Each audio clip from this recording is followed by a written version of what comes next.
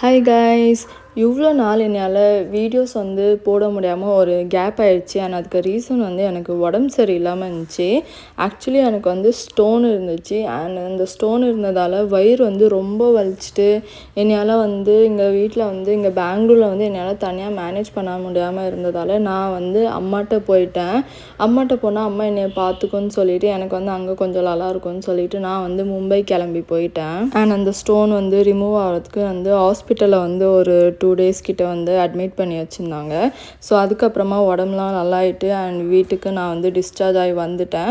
அதுக்கப்புறமா ஒரு 1 week கிட்ட கொஞ்சம் நல்லா ரெஸ்ட் எடுத்துகிட்டு சரி நம்ம பெங்களூர் கிளம்புறதுக்கு முன்னாடி ஒரு டைம் கோயிலுக்கு போயிட்டு ப்ரேயர் பண்ணிட்டு தேங்க்யூலாம் சொல்லிவிட்டு நம்ம பெங்களூர் கிளம்பலாம், உடம்பு நல்லா சரியாயிடுச்சின்னு சொல்லிட்டு நாங்கள் பேண்ட்ரா கோயிலுக்கு போயிருந்தோம் ஃபேமிலியாக. பேண்ட்ரா விலாகுமே நான் ஃபில்ம் பண்ணியிருக்கேன். அதுவுமே இனிமேல் அப்படியே ஒன்று ஒன்றா நான் எடிட் பண்ணி அப்லோட் பண்ணிடுவேன்.